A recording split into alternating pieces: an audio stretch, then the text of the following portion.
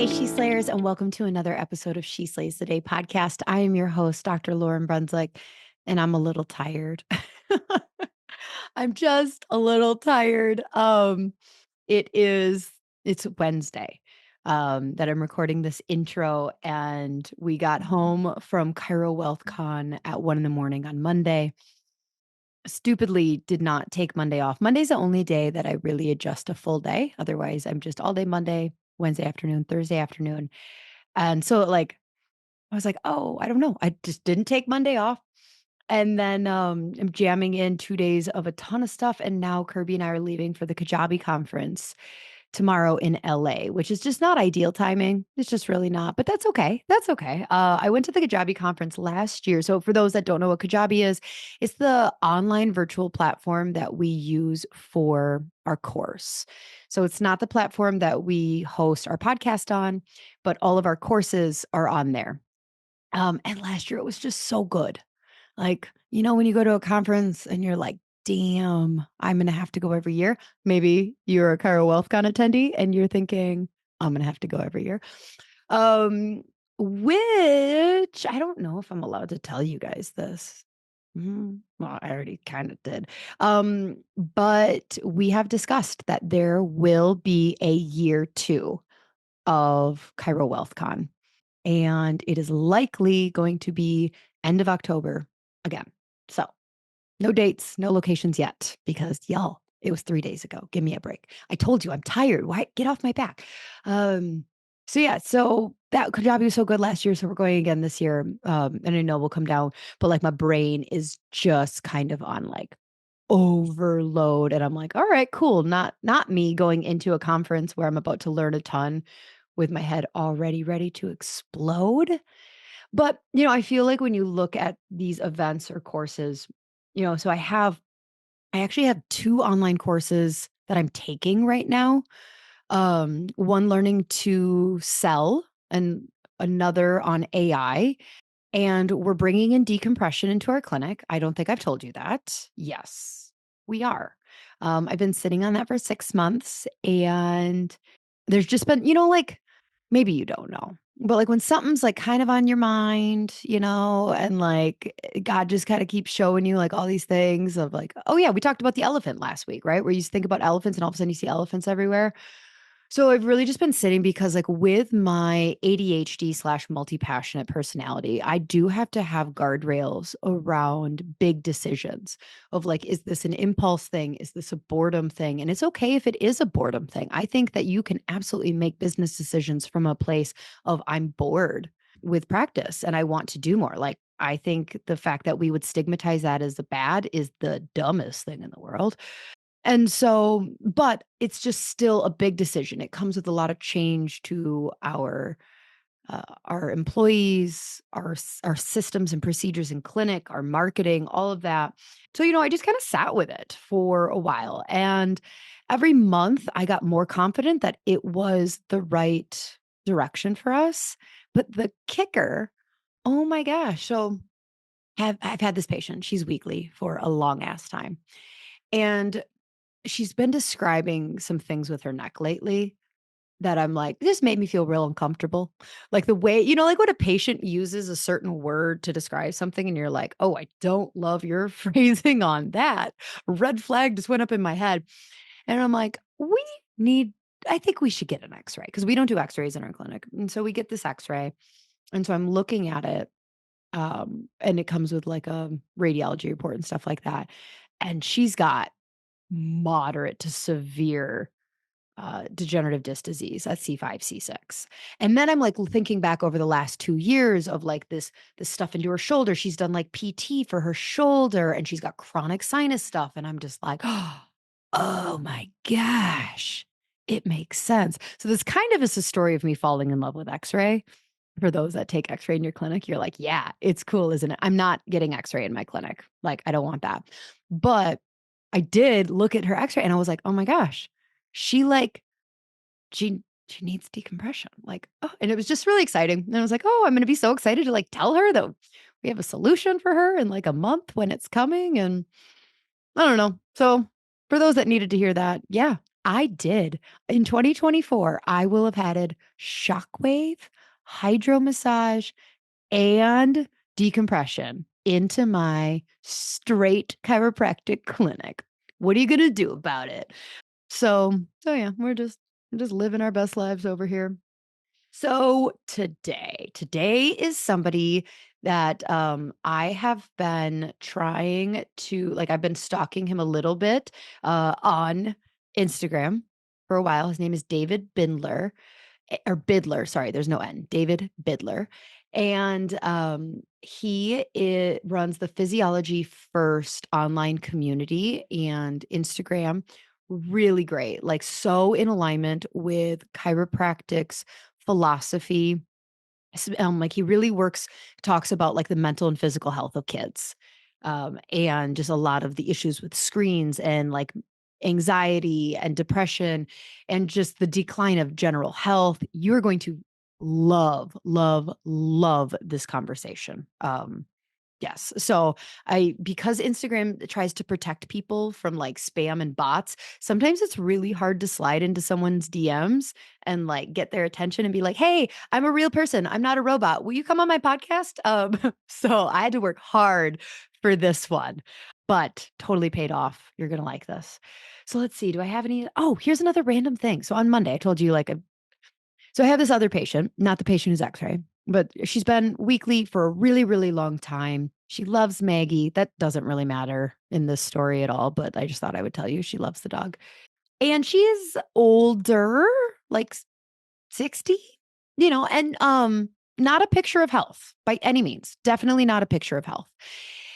And I don't talk vaccines in my clinic, but something has kind of happened in the last month. 2 months, 3 months, where I'm really just like, the fucks are leaving people. I don't know if it's because I'm getting closer to 40 or I'm just getting really confident in. So there's this thing that's happened. I talked about this at Cairo Wealth Con. Like when you start to have additional revenue streams, it takes some of the pressure off your clinic. And so you just get to like show up to your clinic really authentically. Now, some of you might show up to your clinic authentically all the time. Good for you. Must be nice. Us Enneagram threes are chameleons and we don't feel like we need to like pretend to be something for them to like us. And patients liking us is the key to growth. And so just for some of my patients who I've had for like 10 years, I've just started, talking about things like, so what do you think? You think these hurricanes are like being manipulated by storm seeds or what? And, just bringing up some of the stuff. Haven't brought up P. Diddy yet. It doesn't seem appropriate. But anyway, so this patient on Monday, she says, well, I should probably come get a boost this week. That's what we call an extra adjustment in our clinic. Who, ironically, really similar to a booster. I hate when they call it a booster. But anyway, she goes, I should probably come get a boost because I'm getting 3 shots. And I was like, you are, huh? Now, normally I would just go, yeah, you definitely should get an extra adjustment. Your body would appreciate that help in detoxifying and stuff. And I go, oh, and I made a face. I must have made a face. And she goes, what? You don't think I should? And I just go, no, I don't. And I'm like, and she goes, well, I was wondering if I really should. And just like that, this chick, she's like, so you don't think I should? I'm like, well, I think you should do whatever makes you happy. But like, have you done the research on it? Like, have you really looked at the stats on on the COVID shot? Like, have you done your homework? And she's like, no, I'm just getting it because my doctor told me. And I'm like, do you know how much money they're getting paid to tell you to get that? She's like, no. So you don't think I should get it? I'm like, it's not my body. But I would tell you, if you were my mom, I'd say, quite literally, over my dead body, would you get that shot? She's like, okay, I won't get it. I was like, damn, that worked. So it's just kind of this reminder of like, oh, that conversation would go differently, could go 100 different ways. But it's just kind of like, wow, I really have been, and I should probably refine my system a little more than just making like a ugh face when a patient brings it up. Not the most professional way to approach. Are you sure you want to get that shot? Um, but no, it just is kind of like, oh, like she was going to do it and then she didn't. And now it's like, oh my gosh, this is a big responsibility. Like, should I be talking more openly to parents and stuff? Like, I've kind of like, if you go way, way back and listen to my conversation with Kim Thor, I don't even know what episode that is. like I have always been the type of doc where if a parent's like, all right, well, after this, we're going to get her shots. I'm like, okay, bye, good luck. I don't really, I look for my opportunity to enter the conversation, but really where I have been awesome is when somebody's like, so I have some questions about vaccines. And I'm like, awesome, let's talk. Um, so yeah, that really has nothing to do with today's podcast, but I just thought it was interesting for those that, if you've been around the block a little bit, you have some of those patients. Next time they try telling you they're going to go get a flu or COVID shot, maybe try making a face and go, "Ooh, are you sure about that?" Whatever. Work it in, however it feels natural to you. Okay, so David Bidler is a social entrepreneur working to re envision education for the 21st century by teaching students and families about their physiology first. David is the founder of Physiology First, a global organization dedicated to building health and fitness infrastructure that is inclusive, empowering, and paradigm shifting. His goal is to teach the next generation how to unlock their innate potential. He's got programs that like the layperson can do. He's got programs that like the providers can do. It's cool. You're gonna love this. Really go follow him check out his Instagram. Because it's just right up our alley of like trauma thoughts and toxins. And I mean, I think it's really up the alley of where we're going as a population too, right? RFK, make America healthy again. So let's take a big old breath, center ourselves. Please relax your jaw, just in case you were holding it. Take a breath into your stomach. My dear God, thank you so much for this uh, vestibule that we have to house our brain and body and our health. And thank you so much for this voice that we have to make an impact. Let us be reminded to be courageous and candid, have kind candor as we are looking for a place in 2025 and going forward of how to continue coming out of our shells and having some of these conversations publicly, one-on-one, even at the dinner table with our in-laws, like allowing us to have these bold conversations without offending people and leading them into curiosity. Um, so just let each of us in our own path. Some of us, Lord, are so bold that maybe we need to learn some other lessons in not turning people off, but like just let us all continue on this journey and helping impact the entire world. Because I do think that being in physical pain, being in mental pain, like this holds us back from being the best image of you that we can be. In your name we pray. Amen. Okie dokie. You're going to like this one. I promise. Here is my conversation with David Bidler. Enjoy. Well, David, I guess welcome to the podcast. This is we're rolling now. Welcome. I'm so grateful to be here. Thank you so much for having me on. Okay, so I have officially, I mean, I wouldn't say I've gone to like stalker status of your Instagram by any means, but like borderline. I've been following your Instagram for probably the last like 9 months. That's when I kind of but you don't talk a lot about yourself. So before we talk about kind of like physiology first and your like passion topics, what is your like educational background and like how did you get specifically into, because it really seems like you're really dialed into teens, like kindergarten to high school mental and physical health and their like connection.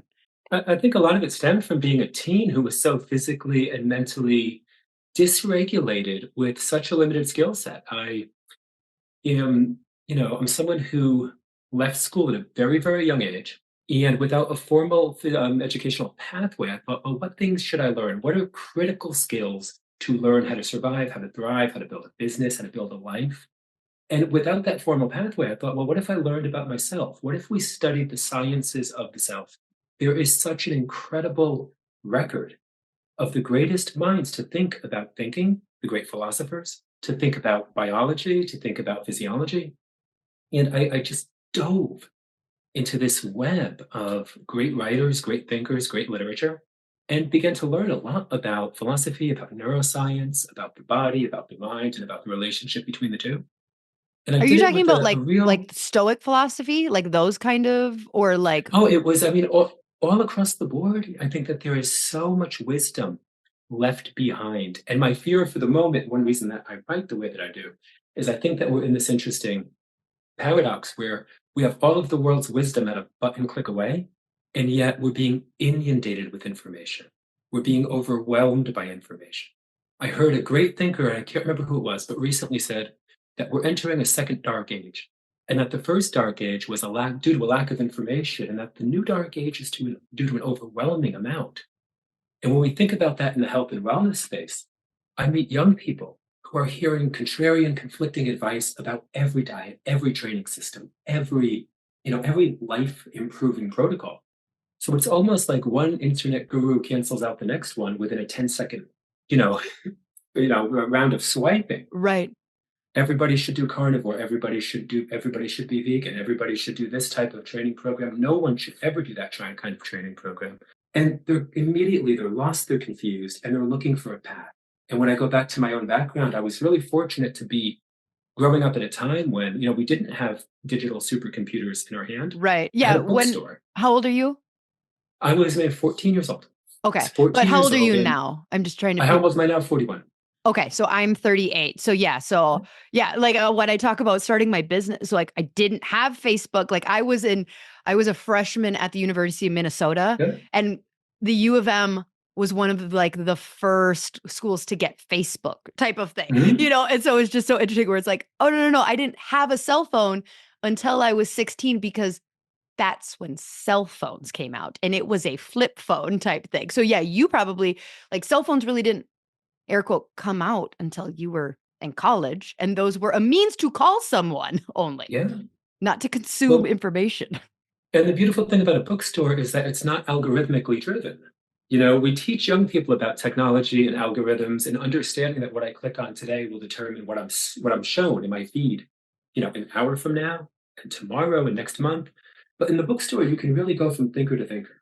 And my journey was really going from the great writers who were putting me on to the great thinkers in biology and neuroscience and physiology, and it was a really self-propelled learning journey. And I think that those of us now who are really interested in the neuroscience of learning understand the role of volitionality. They understand that when we learn volitionally because we want to, we learn more effectively. So I really rolled through the books that a lot of us may have stumbled upon as people interested in health and fitness and human performance.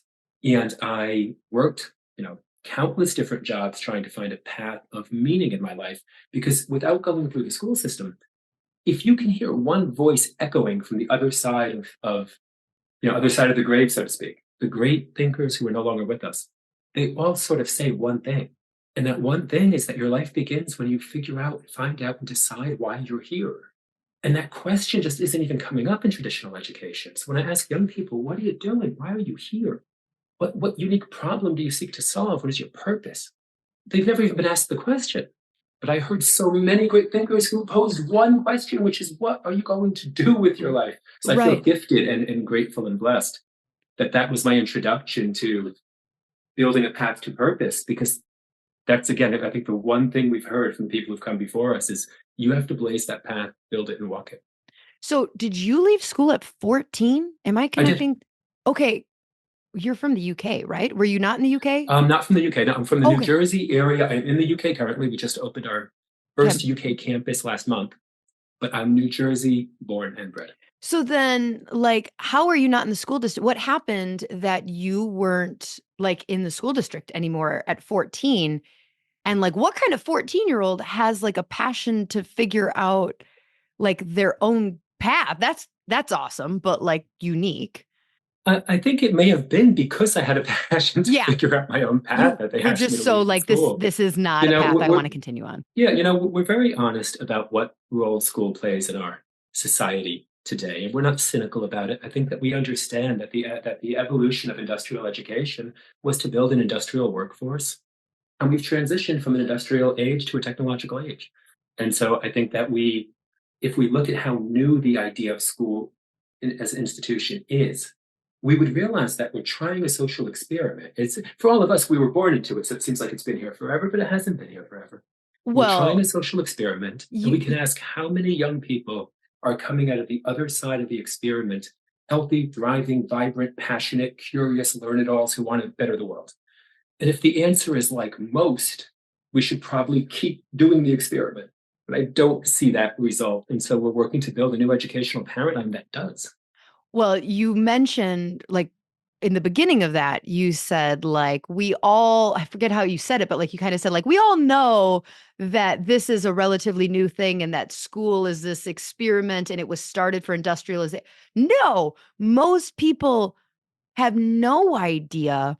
I would say that what you just said, this understanding of how school districts started, or like I didn't know that. Like I guess I just connected like I don't know, like Greek philosophers were important, like they thought that reading and education was important, and so that just kind of evolved into our society that we knew education and broadening the mind and having a broad understanding of the world and math and writing and those arts are important, and that was the evolution. I had no idea that the school system started from creating little industrial factory workers. Is that what you're Well, saying? one thing we always do is, we always separate school and education. I say that the two things have nothing in common. I don't think of the words as interchangeable, and our partners in education don't either. I think that more and more our partners in education are drawing a line in the sand and saying that's school. School is about credentialing. Okay. School is about obedience more than it's about critical thinking. School is Mhm. an institution that is set up clearly not to produce critical thinking, passionate, driven, healthy humans. Otherwise, it would.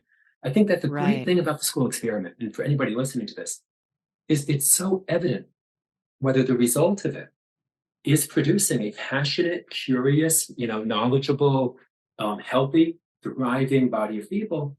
And if it doesn't do that, Einstein said the definition of insanity is doing something again and again and expecting a different result. So as Mhm. we watch generation after generation after generation leave the school system, not healthier, not more, maybe more focused, more connected, more driven, more alive, more happy, but we watch the opposite. At the same time, we're watching a new paradigm of entrepreneurs in education who are really, again, drawing the line in the sand. We partner with a group called Apogee Strong, and Matt Beaudreau, the leader of Apogee, he said something really, really powerful. He said, all education is self education. Otherwise, you just got schooled. Hmm. I've never thought about So they're very, very, very, school very versus different education. things. But do you think that, because I feel like your algorithm might be feeding you that more people think this way than they do. Like, I would say, I'm just in small town Wisconsin, and I feel like the schools are starting to see the end out. I don't know that they care about critical thinkers yet. I'm not going to lie. Like, I think there might be like Montessori programs and things like that. But I would say that the average American, because I can't speak to the UK, the average American school is very focused on like, listen, we need to get them that high school degree Right. because science has shown that if they don't get a high school degree that we have negative outcomes in adulthood, and they're very focused on the like some of criminalization, jail, like just being able to sustain a job, things like that. And I feel like, yeah, there's like little conversations happening around like having to defend recess, especially like in elementary school where, it's like, well, no, no, no, no, no, they need recess. And like, no, no, no, the kids need recess. But like, that's even coming up.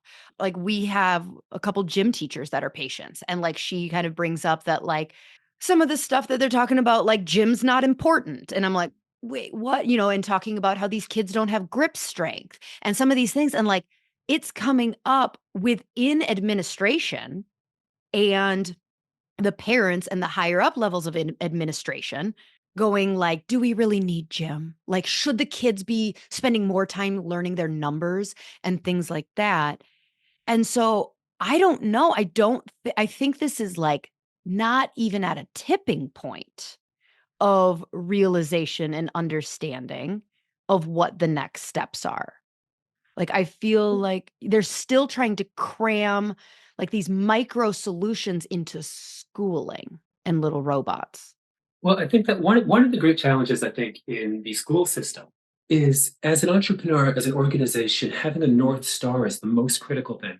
Because when you don't know what to do, you move towards it. And we know from the neuroscience of dopamine that dopamine is about movement. I have to wake up and move towards something. I have to. I have to move towards a goal or I'm going to move towards compulsions. I'm either going to move towards my phone and scroll until I pass out, or I'm going to move towards the thing that I'm working on. So when you have the North Star, you can articulate what the North Star is to other people and you can move towards it. The school system, I've asked this of leaders in schools because we do partner with schools, we collaborate with schools around the globe. And we can talk deeply about how that's going versus building our independent campuses that are rooted in health, that they model health, that health is not a subject, health is the subject. Mm-hmm. But I can say that at large, the school systems that I've talked to, the school leaders have lost that North Star because they have to be everything at once to everyone. They Right. have to be a The kind of social bureaucracy. service. They have to be a national daycare. They have to be everything to everyone. So it's very hard to be something to someone. If you go to the US Department of Education's website, there is a mission statement. And everyone should do this, if there's a company that you're interested in aligning with, go to their website, see what their mission statement is, see what the North Star is. The North Star for the US educational system is to prepare young Americans for global competitiveness. Oh, So you can step back and ask, that's how what they are we? say? Global Well, that's yeah, competitiveness? that is the mission statement to prepare young Americans for global competitiveness. So any of us able to analyze What global the fuck does markets. that even mean? Well, it's a great question, and I think any What of does us that able to mean? analyze, global markets can ask, how's it going? The beautiful thing about science, the scientific method, asking, forming a hypothesis and testing it against different variables, is if you're ready to be honest about how an experiment is going, and you're not caught in your own delusions about how you'd like it to go, Mm-hmm. you can say, well, are we preparing young Americans for global competitiveness? And then you can ask, what the hell does that mean? Mm-hmm. How are you defining the concept? But with nothing but question marks, the challenge, and believe me, I work with a lot of teachers who are suffering from the inside, and they know that we're not critiquing educators, we're not critiquing anything. What we're saying is that it's up to the entrepreneur to build a new paradigm. And it's up to the entrepreneur to build alternatives and never to point the finger that you're not willing to lift.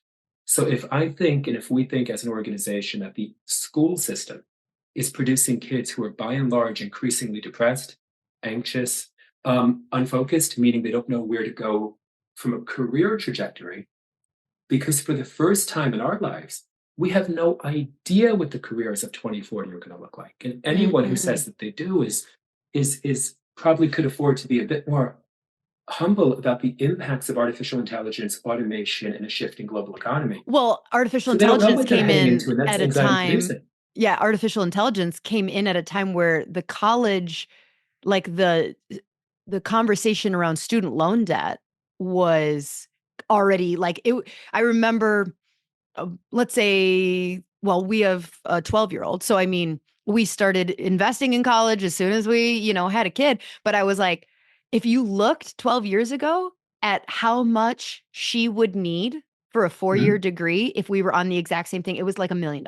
It was Yeah. like, and so it was kind of this known thing where it's like, okay, this is gonna break, but there's no way that this is going to keep happening. And so, like, I feel like there were just conversations already happening around, like, wait, we're allowing kids to get $60,000 in debt Mhm. for like I don't know, I don't mean to pick on any one degree, like for some 4-year general degree that they can't get a job in, like, that's dumb. And then comes AI. And so it's just like, oh, this is so what do you think schools mean? What do you think they mean, and what should it mean for when they're saying global competitiveness? Like, what do they think Well, they're doing? that's a hard question. You'd have to ask them because that's a very interesting framework. It's It's a an very interesting interesting way to idea. phrase things. When one of the things that I think is so important from a psychological health perspective, because one of the things we do as an organization is we really separate out physiology and psychology. They have to be separated out. And for the audience and for kids that I present to make that clearer, I always say, if I filled up this cup with espresso and I just started banging back, 16-ounce espresso shots while we talked, you would see a change in my physiology. Mhm. I'd start to speak faster. I might start to sweat. My heart rate would increase. My respiratory rate would increase. But I haven't developed a psychological disorder in the past 20 minutes.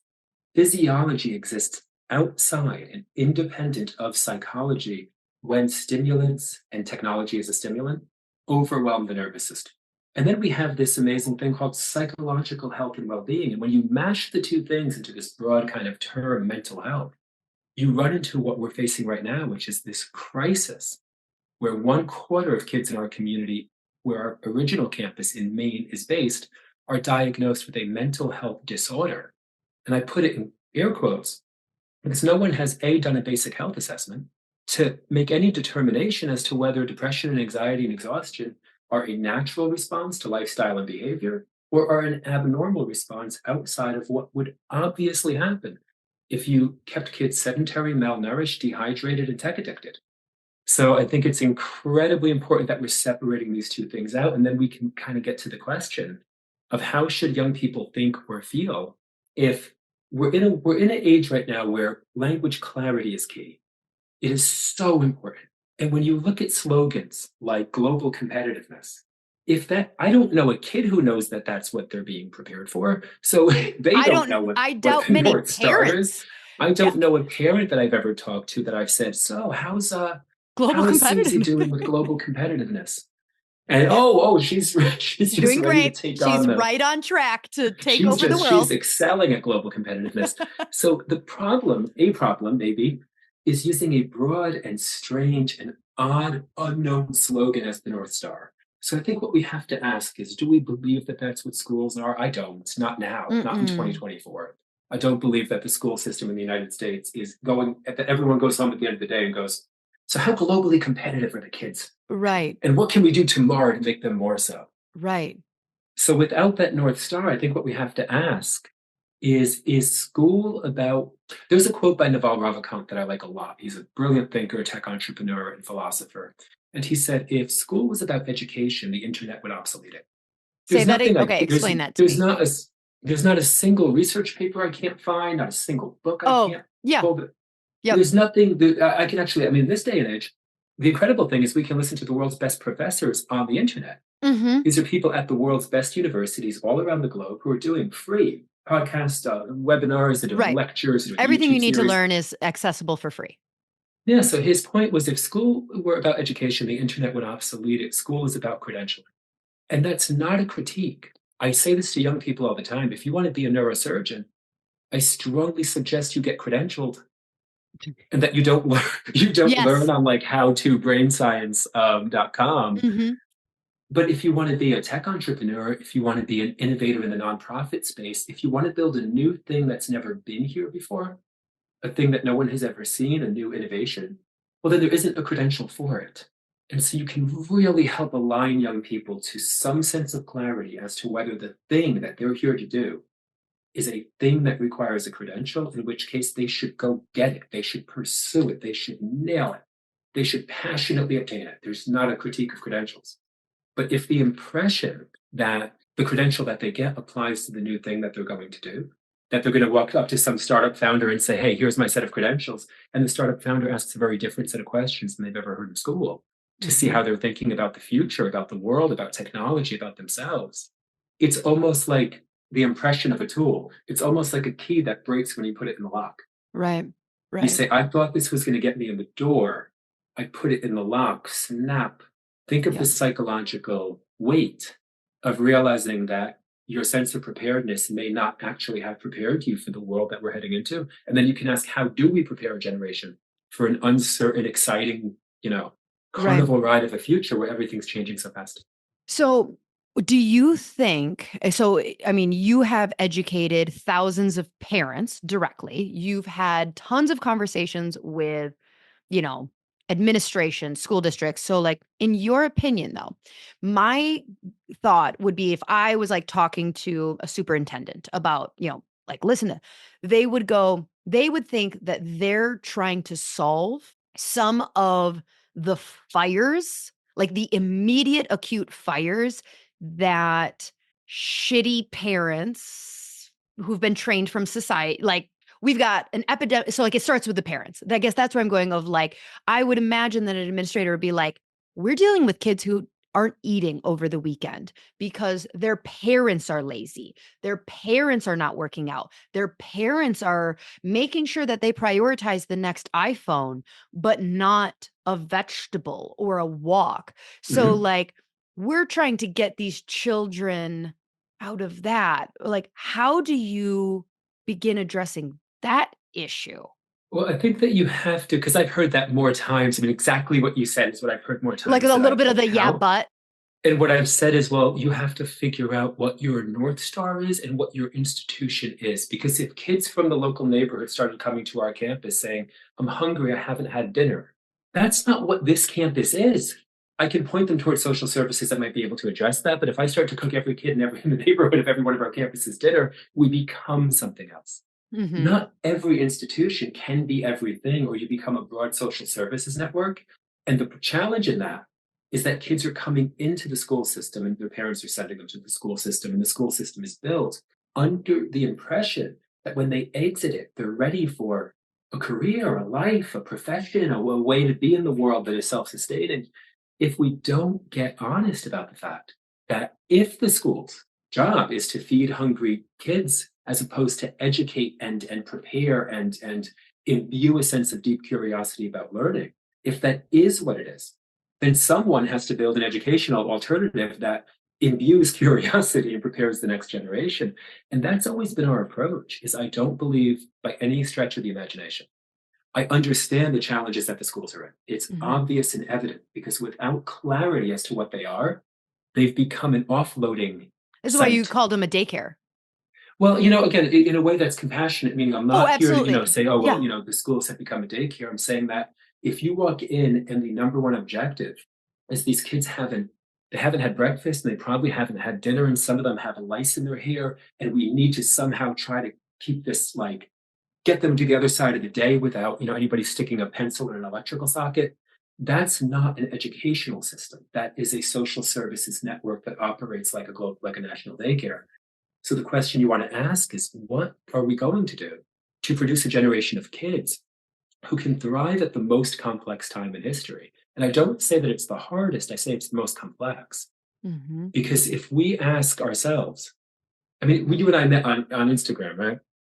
Via Instagram. Right. If we ask ourselves, what is the future of Instagram in 1 year, 2 years, 5 years, 8 years? We can't even ask the question. It'd be fun to take a deep dive Right. into what it may look like, but the truth is that we don't know. And so kids are heading into the most complex time. And one of our team leaders, Ian Ramsey, who leads, he's been a high school teacher for 20 years in the traditional school system. He also works with us, with young people. He tells kids all the time, he's like, your job in 2024 is to ask yourself, you have to be able to do what a computer cannot do. And not a computer today, a computer tomorrow, a computer in 1 year, a computer in 5 years. Your job is to not be a computer. And the beautiful thing about that Mm. is you then get to ask, what is it that makes you uniquely human? The beautiful thing about both of us is we're not computers. We're not just processing zeros and ones. What makes you We get to uniquely build human? the human skills that take us back to our innate capacity. But I feel like, when we think about psychological health, if we don't solve that problem and we let a generation of kids walk into the gladiatorial arena of 2028 unprepared to build a career, a path to purpose, even a minimal base level economic, foundation of stability, that would be a suboptimal future. Well, we have to figure out how do we do that. So we built Physiology First as a way to proactively do that and let kids build a skill set to thrive in a very uncertain time. I have a question you may not know the answer to, but I hope you do. So like where my brain was going as you were talking was like, how do you solve the poverty gap in this situation of like not the right, the ability, the freedom to have this awareness that your child is in a school system and not an education system and this all of this, even though working on physical health is free. But anyways, so like that's not but that ability to be thinking about your child's next level of brain development in this seems like a privilege. That's the word I was looking for. But before I asked that question, my brain was like, well, I wonder what if this is such an issue, this physical health, this mental health is an issue in more second world countries that have educational systems, but like there isn't this like lazy American first world issue. Like I'm thinking, I don't know what a second world like Peru or like systems that have, we were just in Colombia. And they have schooling through 16, but like wondering like do you know if some of those more second world countries that don't struggle, like they definitely deal with poverty, but do they struggle with the same mental health issues of teenagers and physical health issues in teenagers? Do you There's a know? lot to unpack in that set of questions, and I'm I excited to know. Yeah. tackle them I and see think if I I asked if you I if I six. So can yeah. independently kind of parse, because there's a lot there, a lot of really really interesting, powerful points. I think for one thing that we have to do to address the poverty gap is not walk into another avoidable creation of an obvious poverty gap. Okay. We have to do that. So What we what do you mean with cannot that? say, hey, because of the current issue of some people having more than others, we're going to unprepare an entire generation to walk into a turbulent economy so that everybody has nothing to stand on. So we have to think forward from there, because otherwise we're going to create an obvious kind of inequality that may be more than we've ever seen, in the sense that we're walking into an economy that no one's ever seen. Mm-hmm. We're not walking into an economy right now where, when I left school, I could get a low skilled job, and I did. I worked maybe 25 different jobs. I can go through them, but a lot of them involved a shovel or a wheelbarrow or a skill set that was really kind of just heart and grit in hands. And those jobs for most people are non-existent at this point, or they're not available, or they are available and people aren't applying to them because they don't think of themselves as someone going to want to work in that industry. So there's a challenge.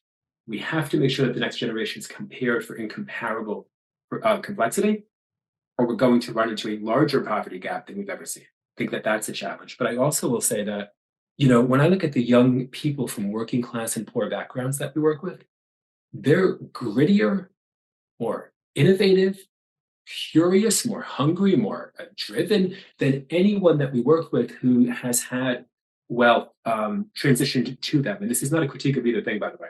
Right. It's just to say that when I look at my own background, if I didn't build a business, a life, I could have ended up in jail or on the Mm-hmm. street or dead. It was a Right. high consequence situation. And what we know about the neuroscience of motivation is that the consequential nature of things matters. It actually matters if I have to go get my meat tonight, so to speak, if I have to be able to go earn a paycheck, if I have to put food in the fridge, or if I'm absolutely fine whether I do or whether I don't. So the kids that I continue to see struggle the most, to be honest, are the kids who haven't had the sense of urgency economically, and they have uncertainness about them because they're bright. I mean, all the kids that we work with are bright. That's the one universal characteristic, and they're just so smart. And so the uncertain kid says, we live in a very nice house in a very nice neighborhood. We're clearly doing fine financially, and I'm expected to be kind of to carry on the tradition of moving into a kind of professionalism that builds my family an upper class, standard of living. But they're sharp enough to see the economy changing around them. They know more about technology than 9 out of 10 adults. They know more about artificial intelligence and the implications of automation. They're more aware that the path that their parents took to sustainability or even abundance is a disappearing path.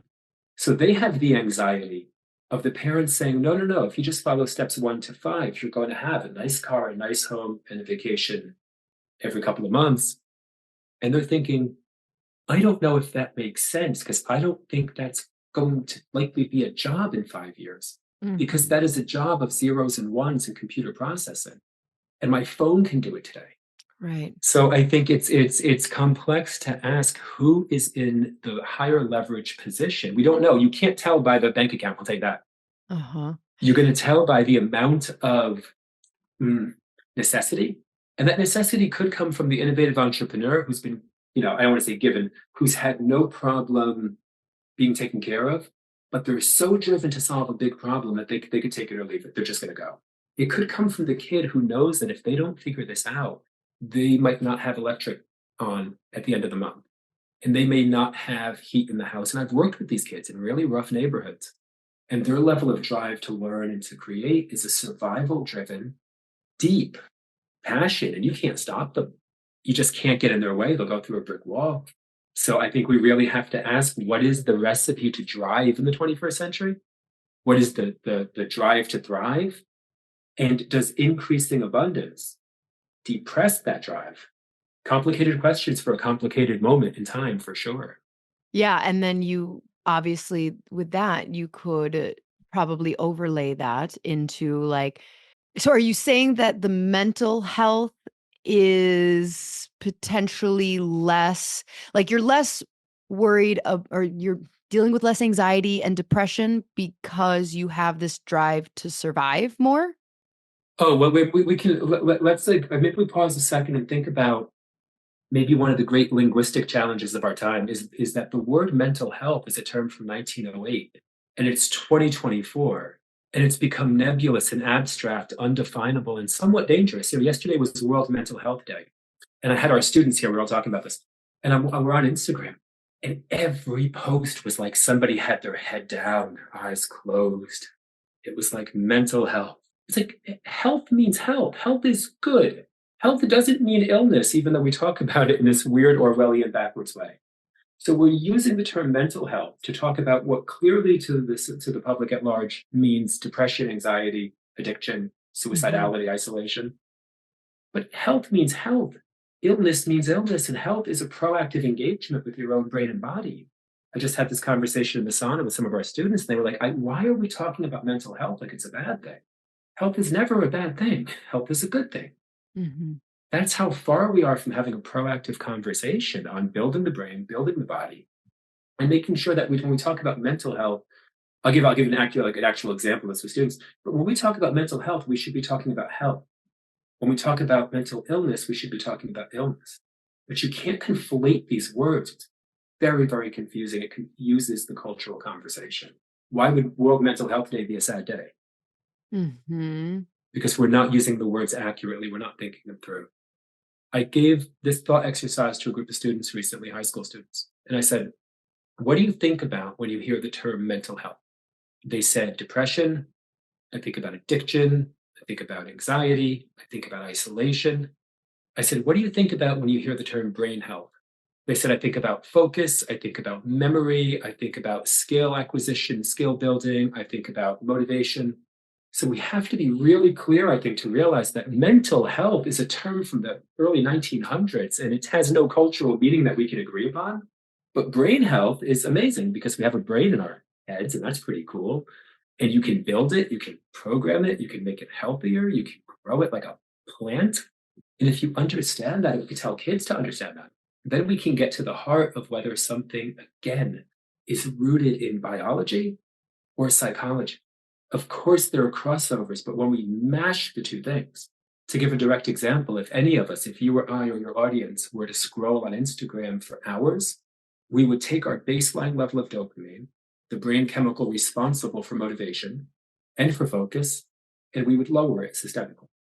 So we would get excited by an influencer or an advertisement or some TikTok video. Dopamine levels would go up above baseline, and then they would return slightly below the baseline. Mm. Extrapolate that out for an hour, 2 hours, or 3 hours, and we are neurophysiologically depressed. We are in a dopamine deficit. That is a brain health issue. Mhm. That is not a psychiatric issue. That's certainly not not a psychiatric issue. That now, where the two worlds get very often mixed, and I think this really speaks to the complexity of our time. There's an exercise I'm going to put up on Instagram this next week, and I'll put it up on my page. And I'm calling it the hedgehog experiment. So when anybody listening to this, if you're on Instagram, you can go to the little search button. Like on the bottom, there's a little magnifying glass. So I guess it's it's a little circle at a top, and click it, and you will learn in instantaneously what Instagram thinks that you are, who Instagram thinks that you are, because it will show you all of the suggested posts based on posts that It's you've called your engaged in, explore correct? page, people. Yeah. Yeah. Right?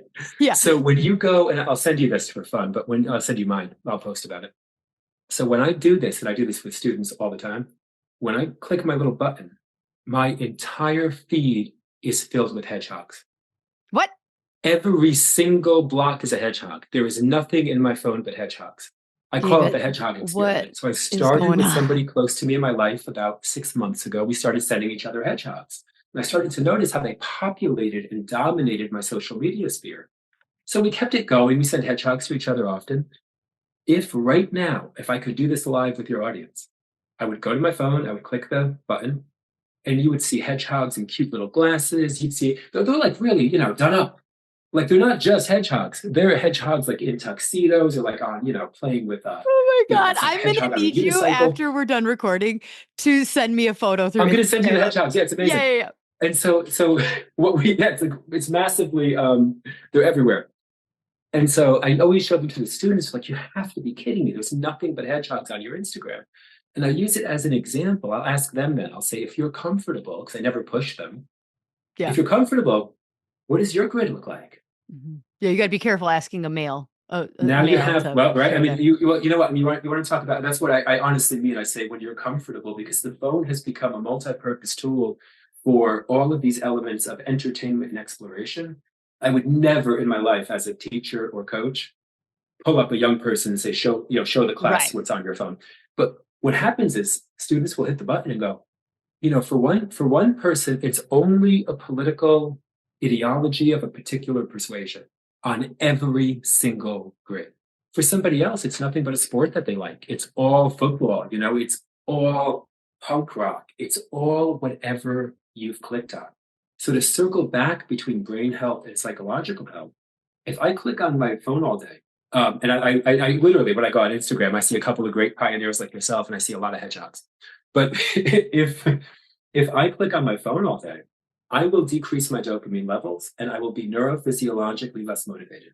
But if what I see in my content stream is dystopian or divisive or negative or apocalyptic, I will then be psychologically terrified or angry or simply alienated to the point that I'm running into a psychological issue. So we're at a moment in time where young people are dealing with both the brain health implications of technology and the psychological implication of seeing whatever you click on magnified 100-fold.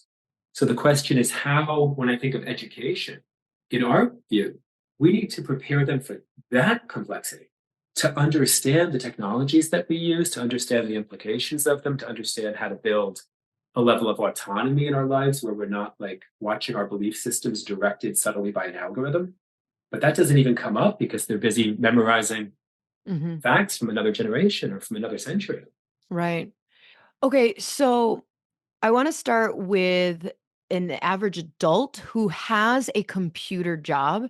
And then I want to switch to like what a parent can do. But like, I want to start with the adult who is kind of forced with their job to look at a screen all day. Um, how are you starting to work with them to help their psychological health, their brain health, and their physical health? Well, I think for one, it's understanding how screens, and it's so important to be to not like label screens as if they're all one thing, because Okay. social media is a lot different than a word processor. Okay. My word processor doesn't show me hedgehogs or division or anger or Hmm. hate or it just shows me what I'm writing. So if somebody's in a job where they're using a computer and they're using it with a lot of agency, there's not like constant algorithm Yeah, sized there's entertainment coming spreadsheets at and them. things like that. That's different. Yeah, that's one thing. You're Mhm. using it. You're writing your documents, right? But if you're and for a lot of people in the work world, again, when I say the work world, I mean like doing office work on computers where what you're going to do is tasked by some collective aim of building a company. Most people are honestly probably using word processors and emails and Mhm. creating documents. They're not on social media all day. But I would make that distinction as to how social media and entertainment affects our physiology versus simply writing a memo to Mhm. to your team about something that's going on. Understand how technology affects physiology. That's number one. I think number two, it's making sure that right now, I think it's less than 22% of Americans meet the minimal physical activity guidelines. Less than 22%. What are the So minimal physical guidelines? I don't even know them. it is two full body strength and conditioning sets, two full body strength training sessions per week, and it's Okay. 180 minutes of aerobic activity in a week.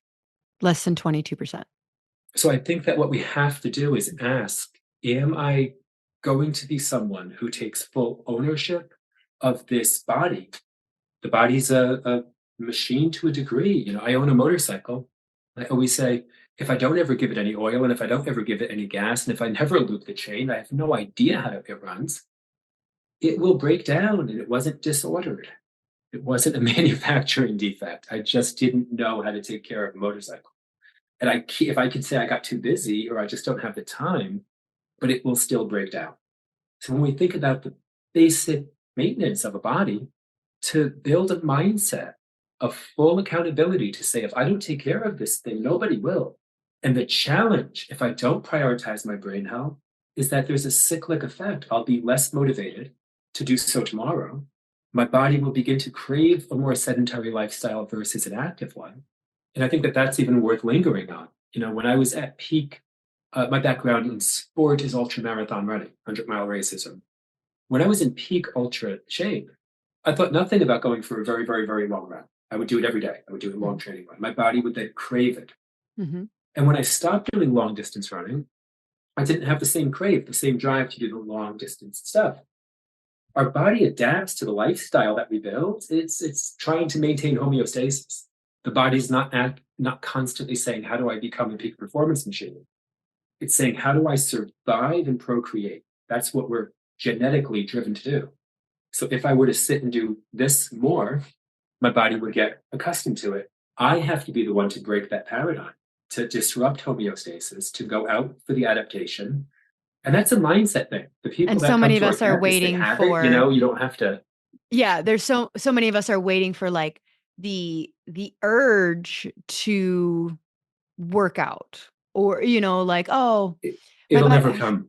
it'll never come. It'll never come. It seems to come. I've been coaching for 10 years. And it seems like sometimes people have a massively transformative moment.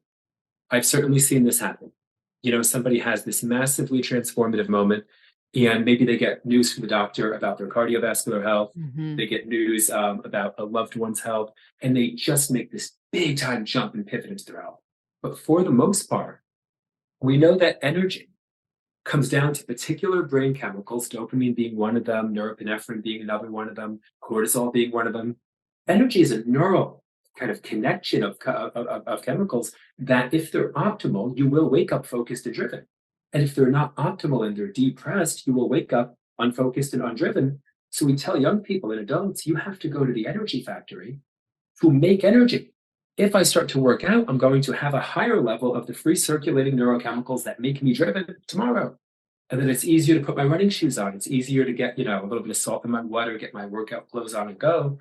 The next day I'll have a tiny bit more energy. But if I don't go to the energy factory and start the process, I will spiral into a state of chronic fatigue. And that is a harder rut to climb out of than if we take agency over our physiology today and say, look, I can't wait for the motivation. I have to go create it. I have to create the chain reaction that makes me, I'm sure we all know someone. I can think of the people at my campus who can't wait to come to class, to lift weights, to run, to sprint, to sauna, and cold plunge. We don't cajole them in. We just can't keep them away. Mm-hmm. But it's all because they started the process. So to anyone listening to this, I say, if you're not currently in a routine, just remember that once you start, your body will start to crave what it doesn't crave today. Mm-hmm. It won't be hard every day. It'll be hard until it's a norm, and then your body will come back to that norm, whatever it is, weightlifting, running, hiking, whatever your thing is, and you will start to crave that as a stimulus. The most powerful thing about humans is we're the only animal who can adapt on purpose. We can decide exactly what type of adaptations we want to create. We can go after them, and we can do it in community. And that's a really powerful skill, as long as we keep the mindset. Right. That doesn't disempower us and make us think we can't, because we can. Do you have kids? I do. How old are your kids? 24 and 18. Oh my gosh. Okay. Mm-hmm. So I want to take you back to like, what kind of, well, you have a course specifically for parents. So this is We have an first of online mine. program. We're opening it up to entire families. I think that at the end of the day, one of the things that we have to be able to do is we have to be able to, because we do this at our campuses in Maine and here in the UK. is we have to be able to create intergenerational community. There is nothing that we're going to do on the health front as educators that is as powerful as seeing health modeled and Mhm. modeled intergenerationally. So when young people come into our campus at 14 years old, for example, they see adults modeling these behaviors every day. It's not abnormal at all to find the high school teacher loading up the barbell, doing a heavy set of deadlifts, while the kindergarten teacher is doing a set of pull ups, while somebody is getting the sauna fired up. And I really believe to my heart, because I see it every day, Mhm. that we have a choice as a society. And the choice is to either normalize health or to continue to normalize illness and radicalize health. To think that it's crazy that we're sitting in a cold plunge to gain the many health benefits as opposed to sitting at the bar and drinking the day away. Mhm. Because culture is a story that we're telling a generation about our capacity. And we have to, I think, be really careful that we're telling a story that makes them inspired to live into it, to emulate it, and to replicate it. So step 1 for parents is to live the life. There's no other, I mean, I've said this, Yep. since day one. I'm like, there's no, you never get out of that. Mhm. You, one of the things that does happen, and it's not a critique, it's an observation. If I write something online and I say, the schools are not, because they're not, leveling up that health ecosystem for kids, Right. people will generally like that and they'll share it. But then when someone reaches out, maybe a parent, and says, well, where do I start? I'm like, well, there's multiple programs that you can start. Often they don't engage with them. And that's not a critique, it's an observation of the fact that no one knows whose problem this is. And Mm. all that you see is The this cyclic parents back love and forth sharing this finger stuff. It's the pointing. school system. The schools say it starts at home. The parents Schools, say they're yeah, in school parents. all day. And what I want to propose to the audience, because I don't feel cynical about this, and I'm not pointing fingers, there's a reason that leaders are leaders. Leaders are leaders because they lead. And we are only on Instagram looking for leaders. I get on every day, I'm on a leader search. I wouldn't write otherwise. I'm only looking for leaders to build alternative education systems for kids that put health first. So I don't expect all of the schools and all of the families and all of everyone to do everything. Leaders lead. And when you organize a movement of leaders who do take full responsibility for not only their health, but for the health of their community, it's a rare person, but I can tell you, Instagram world, like shout out Instagram world. I cannot tell you how many thoughtful DMs, phone calls. Leaders are out there. Mhm. And I think as we prepare a generation to use technology, I've said before, there is nothing more, in my opinion, there's no greater error than thinking that you're going to jump online and change other people's opinions. I think it Mhm. is a massive strategic error. If I could only win everybody over to my way, it's a really interesting mistake. And most of the internet, you watch people making it. They're yelling their point and they're telling others how stupid they are and how unenlightened, and they're fighting. The internet to me is a magnet, it's a microphone, it's a stage to say, if you're into this version of the future, if you're into helping kids and families become their most healthy, empowered, powerful self, we're organizing a movement to do that. Mhm. And all that I'm looking for are leaders in that movement. I'm not there for anything else. And so when you do that, the amazing thing is leaders listen, they hear that. They get organized, they write, they start to build. And we just had a weekend here. We had 20 incredible leaders here at our UK campus, the most inspiring coaches, educators, parents, thinkers, creators, innovators, entrepreneurs. Know why you're on the internet. Work to find people who want to build the kind of future that you feel is the best future, and just organize with them, and just that's it. You're Mhm. never going to change. You Mhm. can't change minds, you can change paradigms. Right. Okay, so I have kind of a selfish question that I wanna ask. So, like, all right, so I have a 12-year-old daughter, and I just kinda wanna know, like, what that next step is of leading her or guiding her into making right decisions. So her dad and me are very healthy. We work out 5, 6 times a week. She's seen me train for half marathons. We're very, protein focused, healthy fats focused. We have a sauna. My husband cold punches. I don't, but like what maybe I will after this interview. I don't, she doesn't have social media. She loves reading. She's very cerebral, like very cerebral. Hasn't really connected with a lot of sports. Like she's tried a lot, but like she just doesn't have that like I love volleyball. She's not that kind of girl. Like she's like and so at 12 though, we're seeing definitely puberty has hit, and with it has come even more introversion, and with that has come more anxiety.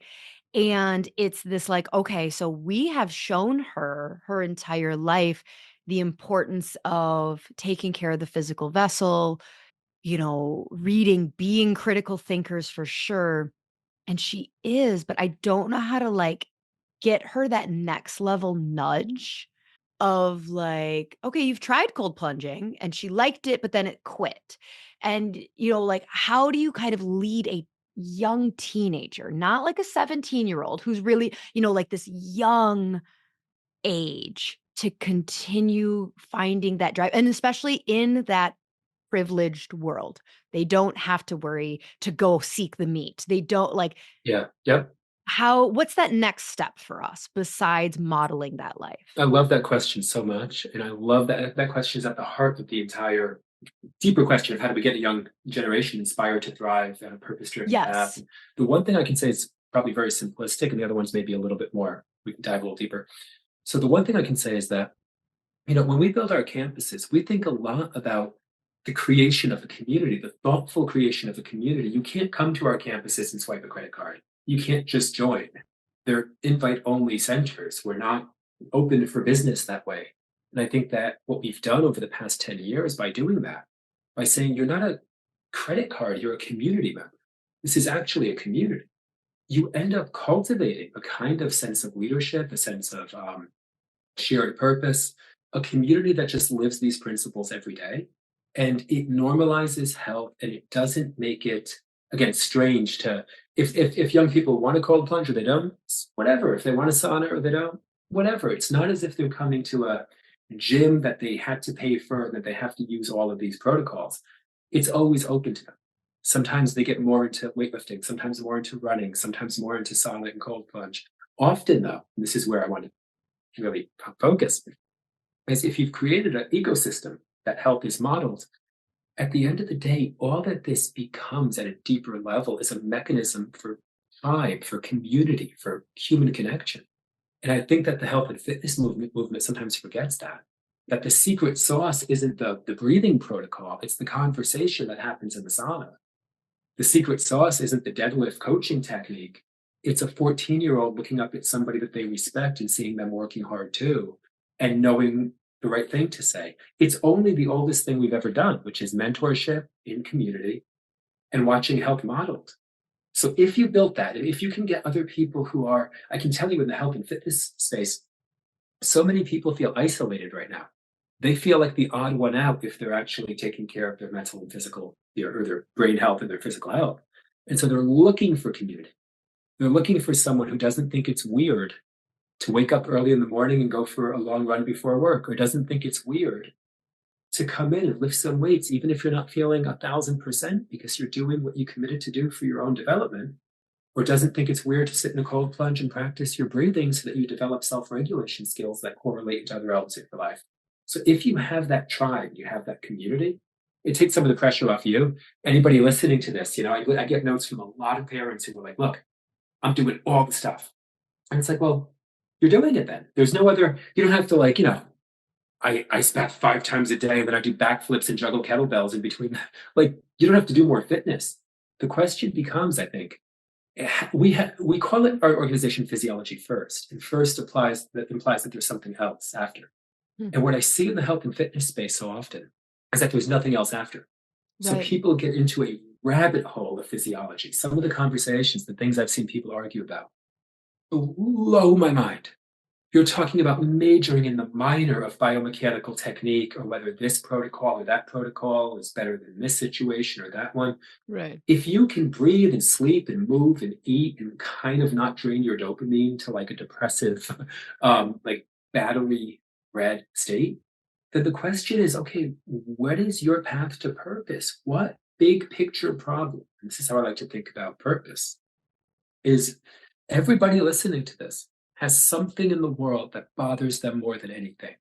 And maybe 5 things come to mind right now. You go, oh, that bothers me and that bothers me and that too. And it's like, well, you're one human being. So you may have to, with first principle thinking, ask what is a first order problem and what is a second order problem. For example, if I think that the social division of our time bothers me a good deal, maybe the first order problem is whether schools are teaching people to critically think about what they're saying, to critically Right. question their own belief systems, and to communicate like with respect and reciprocity. That would be a first order problem that maybe solves the second. Right. So, anybody listening to this, if you really get to the heart of what's my problem, the thing that I think is the most important, and then if you have a couple, figure out if one is at the root of the others, then you can ask yourself, okay, that's my job then. We're luckily have like 8 billion people who are capable of solving Did their you just problem. solve people finding their life purpose in like the last 3 minutes?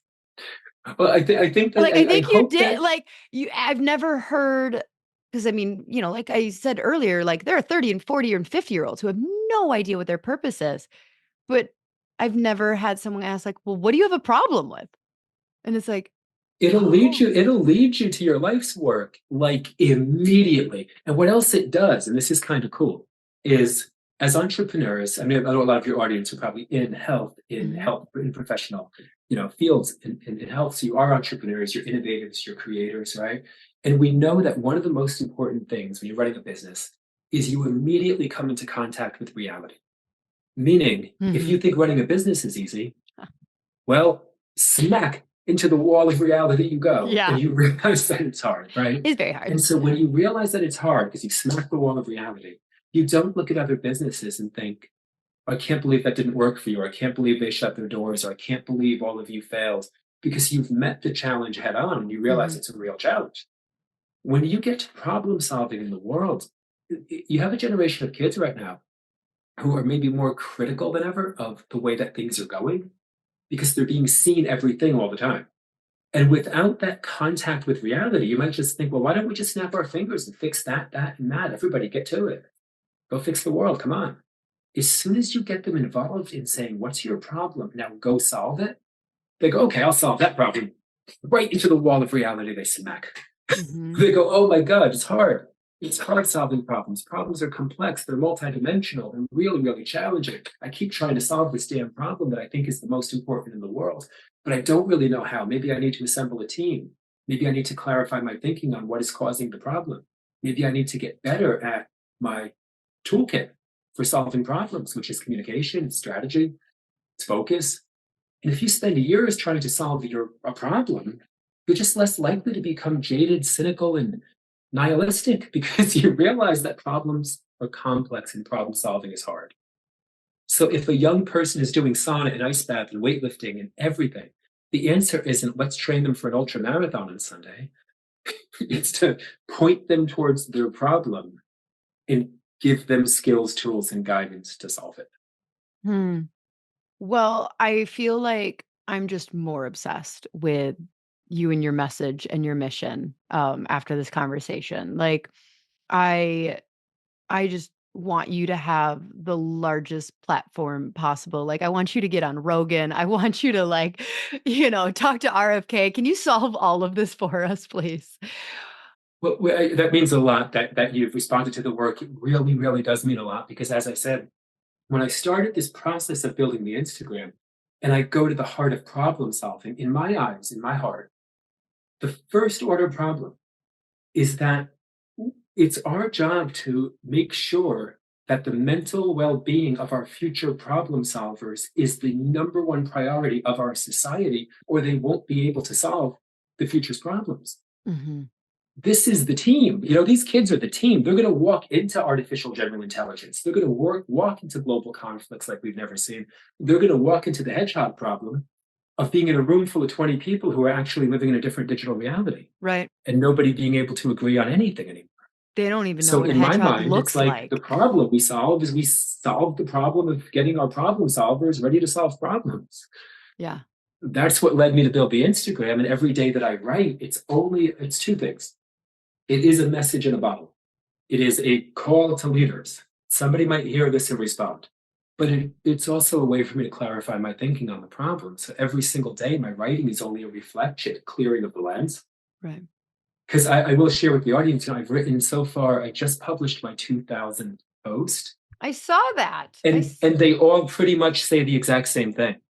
So I've only found 2000 ways to try to say the exact same thing. Mhm. And the reason I share that is that if you are working to solve a problem and you're focused on it, then you ask, how do I become a better storyteller? I'll say it in 2000 different ways, but I really think that the our future problem solvers, their well-being and their mental capacity to take on challenge and to keep it together during tough times and to be inspired by the future is our biggest problem. How do we build the team that helps that team solve the problems of our time? Okay, so final question. How can the audience what are kind of like the next steps for the audience that is like that are very leaned in and very passionate about what you've said today? Where can they find you? What kind of programs do you have? Like, what are next steps? When we first started the Instagram program, or I'm sorry, the Instagram page, we were connecting with entrepreneurs and innovators who cared about this issue globally. And we asked, how do we prepare them to execute a program that we spent a decade building that has a particular, flow to it? With young people, we start with barefoot training. Why? Because barefoot training is the first inroad into interoception, into body awareness, into understanding that they are connected to their environment.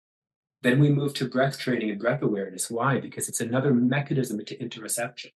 And then we move up this entire tier of curriculum that we built. So that how do we onboard people so that A, they're able to scale the approach that has worked for so many kids and family members, and B, how do we do something systematic enough? Systematic enough because it's not a carbon copy in a box program. It allows each person to manifest the essence of their being through the art. That's so important. But it is systematic and it is something that's scalable. How do we help them scale it so that we can actually look back in 10 years and go, wow, that works. And it works better than the alternative. Mhm. And if the alternative is hurting kids, if it's becoming a negative alternative, we have to build a positive paradigm that demonstrably works. So we built our Physiology First certification program to train the next generation of healthcare leaders and innovators to build the industry of the future, the thing that isn't here yet. I'd ask the audience, where could a young person go right now for proactive health education that's data-based, that's empowering, that's inspiring, that's open to them, that invites them to be more aware of their physiology from the inside out while learning about physiology in community and taking the proactive sort of wheel of their own mental and physical development. I didn't see that in existence before we built it. So we're building the team to put that program in communities around the world and just really invite kids into their own power through the process. I love it. Um, is that certification open all the time, or are there certain, like, times a year that you can do that? We are kicking off our next certification a week from today, which is our fall 2024 certification. But after that, we have our January certification. We like to start the new year by getting a really great team together Mhm. and really putting our focus on building this global network of practitioners bringing physiology first into communities around the world.